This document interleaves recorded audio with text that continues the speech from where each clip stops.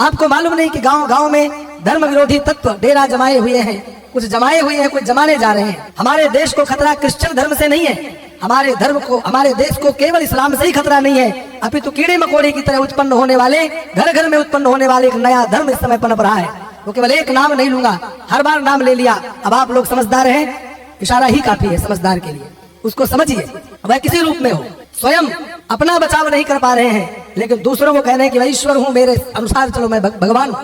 अपने आप को भगवान का अवतार साबित करने के लिए क्या कुछ करने के लिए व्यक्ति तैयार है। अपने आप को भगवान मान ले, मुझे भगवान मान ले, इसलिए दिन रात वो लोग लगे हुए हैं और गांव गांव में गरीब जनता के बीच में धन का लोभ दे करके उनके सामने कुछ चमत्कार दिखाकर मटिया मेट करने में लगे हुए हैं।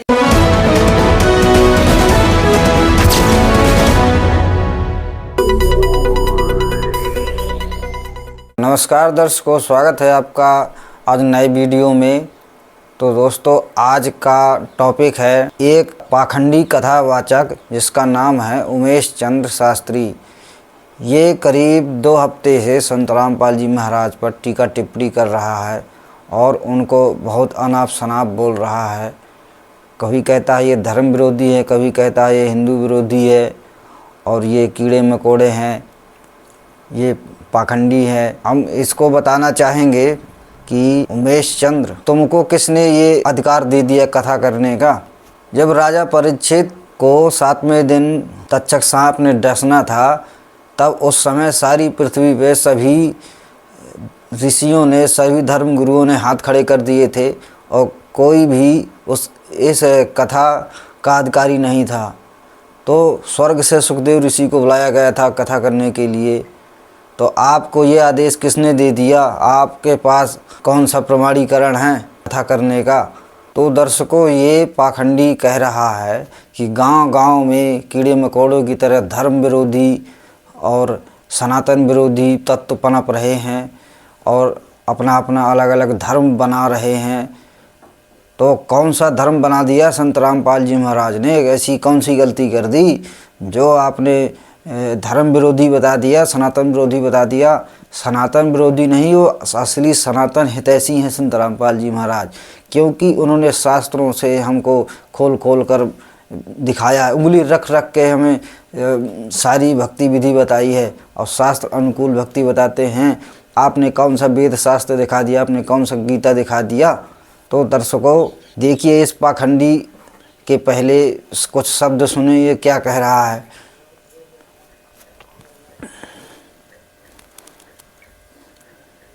आप लोगों को मालूम नहीं है, बात है तो मैं कह रहा हूँ। श्रीमद् भागवत के संपूर्ण चरित्रों को एक बार नहीं अनेक बार आप लोगों ने सुना होगा, पर कथा मंच इसलिए हम लोगों को प्राप्त होता है कि हम समाज को सही दिशा, नई दिशा देने का प्रयास करें, कथा के माध्यम से प्रयास करें। हर चरित्र यही कहता है, केवल डफली बजाकर, गाने गाकर और पैसे का कलेक्शन करके जाने का नाम भागवत नहीं है, या अनेक कथाएं नहीं है। इनसे आपको, आपके गांव को, क्षेत्र को क्या मिला, इस पर विचार किया करिए। केवल इतना ही नहीं कि आए और उन्होंने इतने बढ़िया भजन गाए, पूरे गांव को नचा दिया, इतना ही नहीं। आपको मालूम नहीं कि गांव गांव में धर्म विरोधी तत्व डेरा जमाए हुए हैं, कुछ जमाए हुए हैं, कुछ जमाने जा रहे हैं। हमारे देश को खतरा क्रिश्चियन धर्म से नहीं है, हमारे धर्म को, हमारे देश को केवल इस्लाम से ही खतरा नहीं है, अपितु कीड़े मकोड़े की तरह उत्पन्न होने वाले, घर घर में उत्पन्न होने वाले एक नया धर्म इस समय पनप रहा है। तो केवल एक नाम नहीं लूंगा, हर बार नाम ले लिया। अब आप लोग समझदार हैं, इशारा ही काफी है समझदार के लिए, उसको समझिए। वह किसी रूप में हो, स्वयं अपना बचाव नहीं कर पा रहे हैं, लेकिन दूसरों को कहने कि मैं ईश्वर हूं, मेरे अनुसार चलो, मैं भगवान हूं। अपने आप को भगवान का अवतार साबित करने के लिए क्या कुछ करने के लिए व्यक्ति तैयार है। अपने आप को भगवान मान ले, मुझे भगवान मान ले, इसलिए दिन रात वो लोग लगे हुए हैं और गांव गांव में गरीब जनता के बीच में धन का लोभ दे करके उनके सामने कुछ चमत्कार दिखाकर मटिया मेट करने में लगे हुए हैं। अगर इस प्रकार की कथाओं से, संत महापुरुषों के आयोजन बंद करके सनातन परंपरा को आप छोड़ देंगे, भागवत को, पुराणों को, वेदों को छोड़ देंगे, तो इसी प्रकार का धर्म भ्रष्ट करने वाले लोगों के अनुयायी बनना पड़ेगा, उनकी चरण चाटुकारिता करनी पड़ेगी। वो तो नरक में जाएंगे, आप लोगों को भी दुर्गति करेंगे। इसलिए अपने आप को, अपने समाज को सुरक्षित करने के लिए आप लोगों को ऐसे आयोजनों में बढ़ चढ़ करके हिस्सा लेना चाहिए, बढ़ चढ़ करके अपना खर्च करना चाहिए। अगर कोई वक्ता कहता है मुझे इतना मिलेगा तो ही मैं कथा करने आऊंगा, कदापि उसकी कथा मत कराइए, ये मैं डंके की चोट से कहता हूँ। कथा के नाम पर यदि कोई कहता है मैं आपसे 10 लाख 10 करोड़ रुपए लूंगा तब मैं कथा करने जाऊंगा, आप छोड़ दीजिए ऐसे वक्ता को ना। विद्वानों की धरती में कमी है क्या? एक से एक विद्वान भारत भूमि के कोने कोने में पड़े हैं, लेकिन आप लोग ब्रांड के ऊपर जो आज देखते हो ना, ब्रांडेड कथाकार चाहिए, तो फिर उसी प्रकार से होगा। बोले महाराज इनके तो फॉलोवर्स कम है, इनको तो देश दुनिया में लोग जानते ही नहीं है।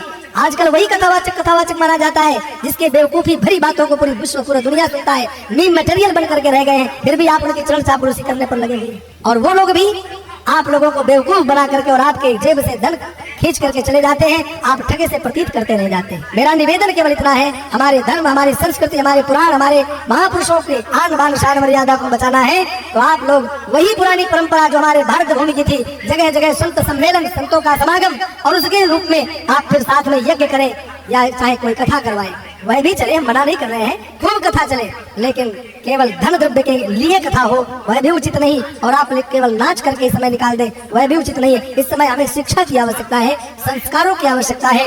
आज सेकुलरवादी, आज धर्म निरपेक्षता का नारा देने वालों की बाढ़ आ गई है। धर्म निरपेक्षता के नाम पर हिंदुओं को काटने मारने की बातें की जा रही है, उनको अलग थलग करने की योजनाएं बन रही है, और हम लोग उनके चक्कर में पड़ करके अपने ही भगवान पर, अपने ही ईश्वर पर उंगली उठाते हुए दिखाई देते हैं। लेकिन वो अलग नहीं है, वो एक सुर में बंधे हुए हैं। वहाँ कोई जाति, वहाँ कोई छुआछूत, सब भेदभाव को मिटाकर एक सूत्र में बंधे दिखाई दे रहे हैं, आपके घर घर में पहुंच रहे हैं, ये ध्यान रखना। इसलिए मैं यह कह रहा हूँ कि हमारा विदेशी ताकतों से हमें खतरा नहीं है, हमारे सबसे हमारा खतरा, सबसे बड़ा खतरा हमारे ही देश में, हमारे ही गांव नगर क्षेत्र में पनपने वाले उन नए नए भगवानों से है, जो आपको, हमारे बच्चों को भ्रमित करने में लगे हुए हैं। इसको पहचानिए, समझिए, और ऐसे आयोजनों को कराने में सब लोग अपना अमूल्य सहयोग प्रदान करें। चलते हैं कथा की ओर। बोलिए श्रीमद् भागवत भगवान की।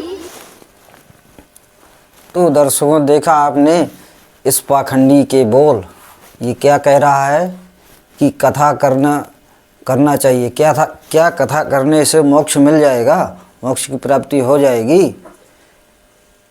संत रामपाल जी महाराज शास्त्रों से, गीता और वेदों से हमें प्रमाण दिखाते हैं और भक्ति विधि बताते हैं कि ये है। क्या कहीं किसी शास्त्र में लिखा हुआ है कि कथा करने से मोक्ष हो जाएगा? गीता में कहीं लिखा है या वेदों में कहीं लिखा है? लिखाओ तो दिखाओ। क्या रामायण में कहीं लिखा है कि कथा करने से मोक्ष मिल जाएगा? रामायण में भी बताया गया है कि कलयुग केवल नाम आधारा, सुमिर सुमिर नर उतरे पारा। तो वो कौन से नाम बताए गए हैं? जो गीता अध्याय 4 के श्लोक 34 में बताया गया है कि वो तत्वदर्शी संत की शरण में जाओ और उनको दंडवत प्रणाम करने से, सरलतापूर्वक प्रश्न पूछने से वो तत्वदर्शी संत तुम्हें उस परमेश्वर के पाने की विधि बताएंगे, वो तत्व ज्ञान का भेद बताएंगे। आपने कौन सा शास्त्र दिखा दिया? कहीं भी दिखाओ। आपने कहीं वेद दिखाया, कहीं गीता दिखाई, कभी भी कोई किसी शास्त्र को दिखाया? आप ढोंग कर रहे, पाखंड कर रहे हैं। आप पाखंडी हो, आप जनता को बरगला रहे हो, जनता को ठगने का काम कर रहे हो। आप जैसे कथावाचकों के लिए रामायण में बताया गया है, देखिए ये प्रमाण। आप जैसे पाखंडियों को रामायण में क्या बताया गया है? कलयुग में ना वर्ण धर्म रहता है, ना चारों आश्रम रहते हैं, सब स्त्री पुरुष वेद के विरोध में कर्म कर लगे रहते हैं। ब्राह्मण वेदों के बेचने वाले और राजा प्रजा को खा डालने वाले होते हैं, वेद की आज्ञा को नहीं मानता। फिर बताया गया है जिसको जो अच्छा लग जाए वही मार्ग है, जो डींग मारता है वही पंडित है, जो मिथ्या आरंभ करता है आडंबर रचता है, और जो दंभ में रत है उसी को सब कोई संत कहते हैं। और फिर क्या बताया गया है? जो आचरणहीन है और वेद मार्ग को छोड़े हुए हैं, कलयुग में वही ज्ञानी और वैराग्यवान हैं। जिसके बड़े बड़े नख और लंबी लंबी जटाएं हैं, वही कलयुग में प्रसिद्ध तपस्वी हैं। तो देखा आपने, आपको रामायण में क्या बताया गया है। तो आप वही हो जो जनता को बरगला रहे हो। गीता में सिर बताया गया है, गीता अध्याय 17 के श्लोक 23 में ओम तत्सत 3 मंत्र का जाप बताया गया है। जो इन मंत्रों को जानता है वही तत्वदर्शी संत है और इन्हीं मंत्रों से मोक्ष होगा। ये सच्चिदानंद घन ब्रह्म की पानी की 3 मंत्र का जाप बताया गया है। 3 मंत्र का निर्देश है, ओम सीधा है और तत्सत संकेतिक है। इनका भेद संत रामपाल जी महाराज ही जानते हैं। जो गीता अध्याय 4 के श्लोक 34 में बताया गया है कि वो तत्वदर्शी संत है। उसी तत्वदर्शी संत के द्वारा इन नामों का भेद खोला जाएगा और इन्हीं नामों से मोक्ष होगा। पंडित जी, आपकी ये कथा करने से मोक्ष नहीं होगा। आप क्यों दुनिया को बरकरा रहे हैं? और संत रामपाल जी महाराज के जो अनुयायी हैं, गांव-गांव में हैं, वो सनातन धर्म का ही प्रचार करते हैं और सनातन धर्म को ही प्रतिष्ठित करने में लगे हुए हैं। वो धर्म विरोधी नहीं, धर्म विरोधी तो आप हो, आप सनातन विरोधी हो। जो शास्त्रों में लिखी भक्ति विधि को न बताकर आप लोग कथा करके अपना बिजनेस चलाने में लगे हुए हैं। आपको मिर्ची लग रही है, संत रामपाल जी महाराज के ज्ञान से मिर्ची लग रही है, क्योंकि आप लोगों की दुकानें बंद हो रही हैं। आपको ये लग रहा है कि कहीं इनका ये ज्ञान प्रचार हो गया तो हमारा बिजनेस कैसे चलेगा और हमारा जीवन कैसे चलेगा, हमारी कमाई कैसे होगी। तो आपको लग रही है मिर्ची, जिससे आप संत रामपाल जी महाराज पर उंगली उठा रहे हैं। जबकि संत रामपाल जी महाराज का ज्ञान शास्त्र प्रमाणित है और वेदों और गीता से है। संत रामपाल जी महाराज अपने आप से कोई भी ज्ञान नहीं बताते, सभी ज्ञान को वो शास्त्रों से ही बताते हैं। दिखा दिखा के प्रोजेक्टर पर दिखाते हैं, उंगली रख रख के बताते हैं कि देखो पेज नंबर, अध्याय नंबर, मंत्र नंबर, ये बताते हैं। आप लोगों ने कभी ये दिखाया? कभी वेदों के मंत्र दिखाए? कभी गीता के मंत्र दिखाए? गीता में क्या लिखा हुआ है? आप लोग ऐसे हो जो बताया गया है, आप शास्त्रों के विरुद्ध ज्ञान बता रहे हो। शास्त्रों में कहीं भी कथा करने के लिए नहीं लिखा कथा करके मोक्ष होगा। जो गीता अध्याय 16 के श्लोक 23 में बताया गया है कि जो शास्त्र विधि को त्याग कर मनमाना आचरण करता है, उसको ना कोई सिद्धि प्राप्त होती है, ना उसकी कोई गति होती है और ना उसका मोक्ष होता है। तो आप लोग शास्त्र विरुद्ध साधना बताने में लगे हुए हैं। आप लोगों को अपनी सिर्फ रोटी सेकना है और आपका मकसद कल्याण करना नहीं है। जो आप कह रहे हैं ना कि ये धर्म विरोधी हैं, धर्म विरोधी नहीं, धर्म हितैषी हैं। जो शास्त्रों से, जो अपने पवित्र शास्त्र हैं, उन्हीं से जो प्रमाण बता रहा है, आप उसी को धर्म विरोधी कह रहे हैं। और आपने कौन सा शास्त्र दिखा दिया?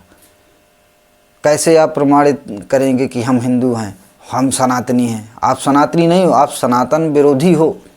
और ये पाखंडी क्या कह रहा है कि हमारे देश को क्रिश्चियन से खतरा नहीं, हमारे देश को मुस्लिम से खतरा नहीं।